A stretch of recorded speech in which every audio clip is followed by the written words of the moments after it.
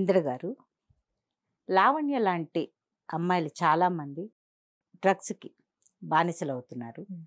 ఇలాంటి ఆహ్, ఇలా డ్రగ్స్‌కి బానిసలు కావటం మన సంస్కృతికి సంస్కృతిని డ్యామేజ్ చేయడమే అవుతుంది కదా! మన సంస్కృతి సాంప్రదాయాలకు విరుద్ధంగా డ్రగ్స్‌కి బానిసయ్యి వేరే కల్చర్‌ని మన కల్చర్‌ని ఆహ్, ఒక విధంగా తుంగలో తొక్కేసినట్టే కదా! ఏమంటారు మీరు? వాస్తవంగా పూర్వపు రోజుల్లో మన భారతదేశంలో గూడా అనేక రకాల మత్తు పదార్థాలు ఉండేటివి. గసగసాల చెట్టు అని పపావర్ సోమ్నిఫెరమ్ అంటారు. ఆ చెట్టు గాని, గంజాయి మొక్కలు గాని, ఇంకా కొన్ని రకాల ఈ వయ్యారి భామ, మరుల మాతంగి ఇట్లా కొన్ని రకాల మొక్కల నుంచి వచ్చేటటువంటి ఔషధాల వల్ల మత్తు అనేది వస్తుంది. ఇప్పసార. అదొక ఇప్పసార ఒకటి, తర్వాత నల్ల మందని చెప్పి పిల్లలు పనులు చేసుకోవడానికి పోయిన తల్లులు పిల్లలకి ఆ నల్ల మందు కొద్దిగా నోట్లో వేసి అతి మధురం అని అంటారు. హ్మ్. దాన్ని నోట్లో ఏస్తే పిల్లలు మళ్ళా సాయంత్రం వచ్చేదాకా గూడా లేసేవాళ్ళు గాదు. హుహు. అంటే ఇదొక సదుద్దేశంతోటి తక్కువ మోతాదుల్లో వాడేవాళ్ళు ఆ రోజులలో మన భారతదేశంలో. ఎప్పుడైతే స్వేచ్ఛా వాణిజ్యం పేరిట అంతర్జాతీయ సంబంధాల్లో, అలా విదేశాలతోటి జరిపే లావాదేవీల్లో, విదేశాలతోటి జరిపేటటువంటి వ్యాపార విషయాల్లో మొత్తం ఓపెన్ అయిపోయిందో, అప్పుడు విదేశాల నుంచి అనేక మంది మన దేశంలో పెట్టుబడి పెట్టడానికొచ్చారు. ఇక్కడ పరిశ్రమలు స్థాపించారు. తర్వాత ఆ దేశాల నుంచి ప్రజలను ఉద్యోగులను గూడా మన దేశానికి రవాణా జేశారు. దాంట్లో భాగంగా వాళ్ళ కల్చర్ గూడా మన దేశంలోకొచ్చింది. దాని ద్వారా ఏందంటే, ఒకప్పుడు కొన్ని నీతి, నియమాలు, కట్టుబాట్లతోటి ఉన్నటువంటి భారతీయ స్త్రీలు ఆ కల్చర్‌కి అలవాటు పడడం మొదలుపెట్టారు. నేడు ఉన్న పరిస్థితికైతే ముఖ్యంగా అదే కారణం. విదేశీ సంస్కృతి ఒకటి.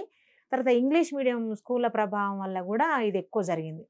ఇప్పుడు మనం ఇంగ్లీష్ మీడియం ఉన్నప్పుడు పిల్లలు ఏం చేస్తారు? తెలుగు మీడియం పుస్తకాల బదులు ఇంగ్లీష్ మీడియం పుస్తకాలు, ఇంగ్లీష్ కల్చర్‌కి సంబంధించిన పుస్తకాలు చదువుతారు. ఇంగ్లీష్ వీడియోలే చూస్తారు. ఇంగ్లీష్ నావెల్స్ చదువుతారు. ఇంగ్లీష్ స్టోరీలు చూస్తారు. ఇట్లా జరుగుతుంది. ఇట్లా ఈ డ్రగ్స్ అనేది వచ్చేసింది. మొత్తం వ్యాపించింది. ఇప్పుడు లావణ్య మొదట డ్రగ్ తీసుకుందనుకుందాం.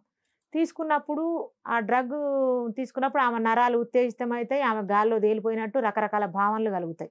ఆ మత్తు యొక్క ప్రభావం వల్ల. ఆ మత్తు ఎప్పుడైతే తొలగిపోతుందో ఆమె శరీరములో సాధారణ స్థితి కంటే దాదాపు 100 రెట్లు బలహీనత ఏర్పడుతుంది.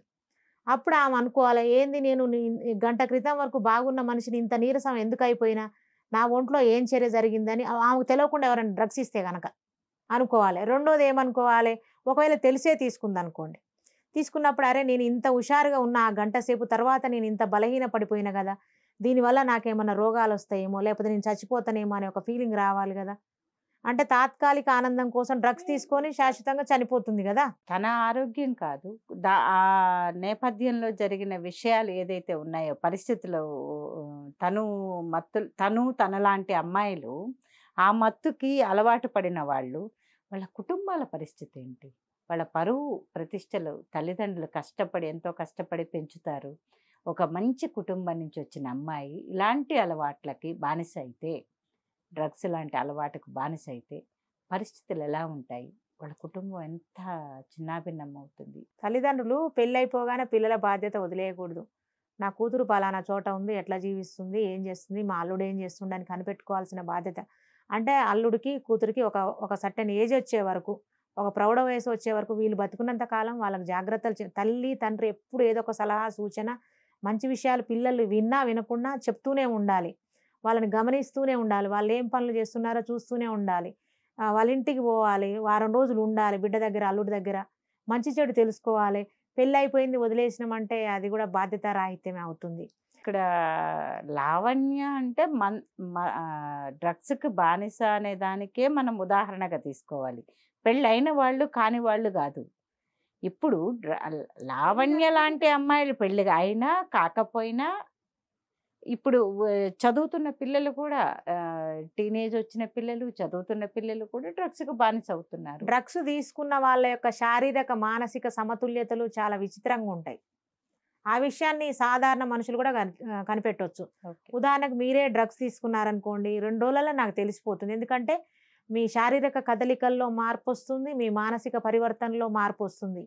మీలో ఒక భయం, ఆందోళన గలుగుతుంది. విచిత్రమైనటువంటి ప్రవర్తన మీలో వస్తుంది. మరి పక్కనున్న వాళ్ళు అవి గమనించుకోవాలి గదా! గమనించుకొని అసలెందుకిట్లా ప్రవర్తిస్తుంది ఈ అమ్మాయి తెలుసుకోవాల్సిన బాధ్యత భర్తకుంటది, తల్లిదండ్రులకుంటది, ఇంట్లో ఉన్న ఇతర సభ్యులకు గూడా ఉంటుంది. అంటే మాకెందుకు అసలు తీరిక లేదు కదా! ఎవరి ఫోను వాళ్ళు పట్టుకొని నొక్కుకుంటుంటే ఎవరేమైపోతుర్రో ఒక్కోసారి అనిపిస్తుంది. ఈ ఫోన్‌లు నొక్కుకుంటే పక్కనోళ్ళకి గుండెపోటొస్తే కూడా పట్టించుకోని పరిస్థితి ఉంది. మరి లావణ్య చేసింది. చేసినప్పుడు వెనక్కి రావాలి. ఇప్పుడు తప్పులు చేయడం మానవ సహజం. తెలుసో తెలియకో తప్పులు చేస్తారు. ఏదో ఒకనాడు రియలైజ్ అయ్యి ఈ తప్పు నేను చేయకుండా ఉండాల్సింది అని నేను కొంతమందికి బలవంతంగా కూడా డ్రగ్స్ ఇచ్చే పరిస్థితి, డ్రగ్స్‌కి బానిసల్ని చేసే పరిస్థితి కూడా మనం చూస్తూ ఉన్నాం. అంటే స్వయంకృతాపరాధమే కాదు. పక్కన కొందరు బలవంత పెట్టి డ్రగ్స్‌కి బానిస చేయడం, ఆటోమేటిక్‌గా అలవాటు చేయటము. ఆ బానిస అయిన నేపథ్యంలో ఘోరాలు జరగడము, బ్లూ ఫిల్మ్సో, పోర్న్ వీడియోసో తీసుకోవడము, విదేశాలకు అమ్ముకోవడము, అవి చేయడం లేదా బ్లాక్‌మెయిల్ చేయడము. అవును. ఇలాంటి చాలా విషయాలు చూస్తున్నాము. ఇదంతా మన సంస్కృతి మీద ఎఫెక్ట్ పడుతుంది అని నేనంట. 100% పడుతుందండి. ఒకప్పుడు భారతీయులంటే ఏ దేశంకెళ్ళినా గూడా వాళ్ళు 2 చేతులెత్తి నమస్కారం పెట్టేవాళ్ళు. ఇప్పుడు భారతీయులంటే వాళ్ళే విచిత్రపోతున్నారు ఇతర దేశాల వాళ్ళు. ఏందంటే ఇప్పుడు మన ఇంత గొప్ప సంస్కృతిని, ఇంత నాగరికతను, మన భారతీయుల ఆచారాల వెనకాల ఉన్నటువంటి సైన్స్ ఎంతో ఉంటుంది. మన ఆచారాలు తెలవకపోతే తెలుసుకోవడానికి ప్రయత్నించాలి గానీ, ఇతర దేశాల్లో మనకంటే గొప్ప విషయాలు ఏమీ లేవు. మరి మన వాళ్ళు అట్లా తయారవుతున్నప్పుడు మార్చుకోవాల్సిన బాధ్యత మరి మన కుటుంబాలదే. కుటుంబ వ్యవస్థ విచ్ఛిన్నమైపోతుంది. న్యూక్లియస్ ఫ్యామిలీస్ పెరగడం వల్ల గూడా ఇటువంటి కష్టాలు, నష్టాలు జరుగుతున్నాయి. ఒకప్పుడు తాతయ్య, నాయనమ్మ, అమ్మమ్మ, తాతయ్య ఎవరో ఒకళ్ళు ఇంట్లో జాయింట్ ఉండేవాళ్ళు. ఫ్యామిలీ. వాళ్ళు మనవళ్ళను, మనవరాలను దగ్గర పడుకోబెట్టుకొని కథలు చెప్పడం, మంచి చెడు చెప్పడం. ఆడపిల్లకైతే ఇట్లుండాలమ్మ అని చెప్పడం, మగ పిల్లవాడికైతే ఇట్లుండాలి ఇవన్నీ చెప్పేవాళ్ళు. అసలిప్పుడు అత్త పనికిరారు, మామ పనికిరారు, అమ్మమ్మ, తాతయ్య అసలే ఇంటికి రావద్దు.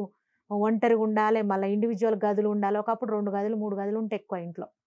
ఇప్పుడు ఎవరికి వాళ్ళకు డబ్బును బట్టి, ఆర్థిక స్థిరత్వాన్ని బట్టి గదుల మీద గదులు ఏర్పాటు చేసుకొని, ఓ గది దానికో తలుపు పెట్టుకోవడం, లోపల ఓ ఫోన్ పట్టుకోవడం. లోపల ఏం జరుగుతుందనేది ఎవరికీ తెలియని పరిస్థితొచ్చింది.